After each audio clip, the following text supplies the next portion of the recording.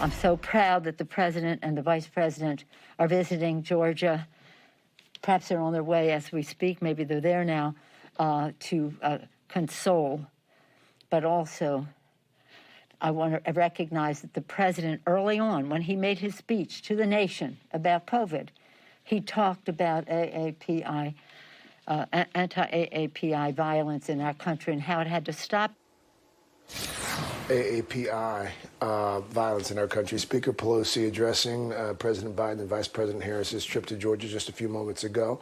That's Asian American Pacific Islander, by the way, AAPI. President Biden just boarded Air Force One. There's the president getting off Marine One there just a few moments ago, boarding Air Force One. Right now, he is en route to Georgia. During that visit, the president and vice president will be meeting with local Asian American community leaders. This week's shooting deaths of 8 people, including 6 women of Asian descent, has put an intense spotlight on how Asian Americans are treated in this country. I want to bring in Democratic Congressman Hank Johnson of Georgia. He represents Decatur and other towns east of Atlanta. The congressman's also on the House Judiciary Subcommittee that just held that hearing on discrimination and violence against Asian Americans on Thursday. Congressman, the president, the vice president, they changed their original plans to promote COVID relief to fully address the Asian American community's pain right now. How are folks in your community doing? Yeah, our brothers and sisters of Asian heritage are living in terror at this point. They feel that anything is possible. Bad things are likely to continue to happen, and so they are afraid. And when they hear comments from people who try to somehow excuse the violence against their people, or if they try to distract attention away from the central issue of violence against our Asian brothers and sisters, they look at that as a signal of folks not caring, and so therefore let it continue to happen. And so I'm so happy that President Biden and Vice President Harris are coming to Georgia today to console and to aid and comfort the people who, as I said, are living in a state of terror right now. Congressman, stand by for me for just a moment if you can. We have actually some more breaking news out of your home state of Georgia. We just got some new details about the remaining victims of the spa shootings. Blaine Alexander is standing by. Blaine, what more can you tell us? What more do we know at this hour?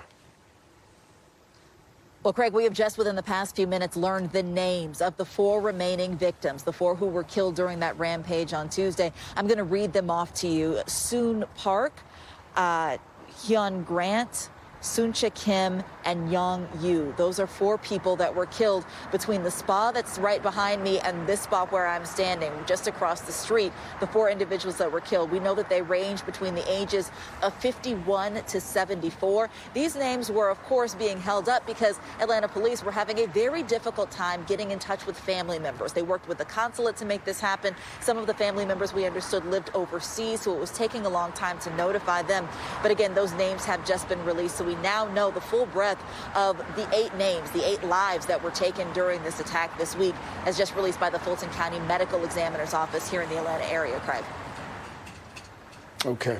Blaine, thank you for that. Blaine Alexander there in Atlanta. Congressman, let me come back to you here for a few moments because I want to focus on that House hearing that you are part of over Asian American discrimination on Thursday. Got heated at one point between Republican Congressman Chip Roy of Texas and Democratic Congresswoman Grace Meng of New York. And this is what Congressman Roy, this is what he said that's getting a lot of attention. Now we're talking about whether talking about China, the Chi-Coms, the Chinese Communist Party, whatever phrasing we want to use, and if some people are saying, hey, we think those guys are the bad guys.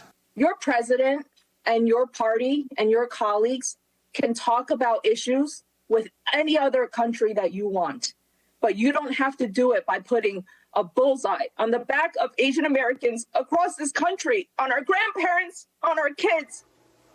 Congressman Roy tells NBC about his opening remarks in part, quote, "We need more justice and less thought policing." No apologies. What say you, Congressman? Well, you know, yesterday's hearing has been 30 years in the making. It had been set a couple of weeks ago, and it just coincidentally happened to occur just 2 days after this mass murder against AAIPs. And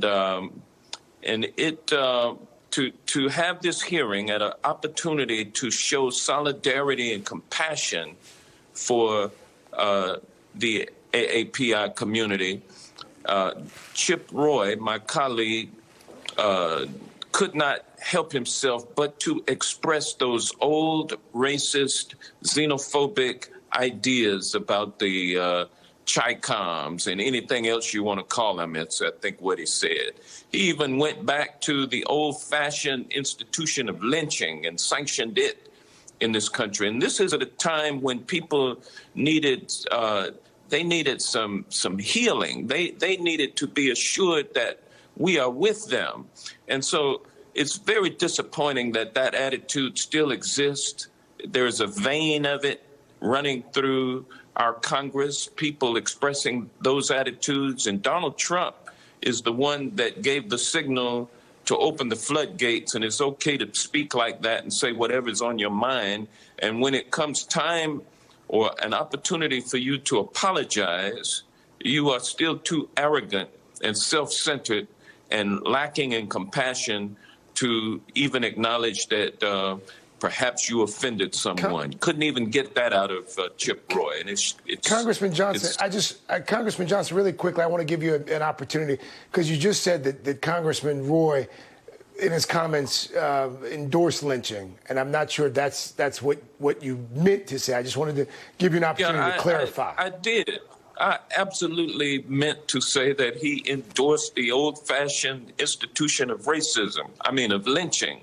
I mean, he talked about we need to get out back and find the tallest tree and get our rope and bring some folks to justice. That's old-fashioned lynching. No way to cut that piece of cake other in that way. Congressman Hank Johnson, we will leave it there. Congressman, thank you for your time, sir. I do appreciate you. Every day, the more and more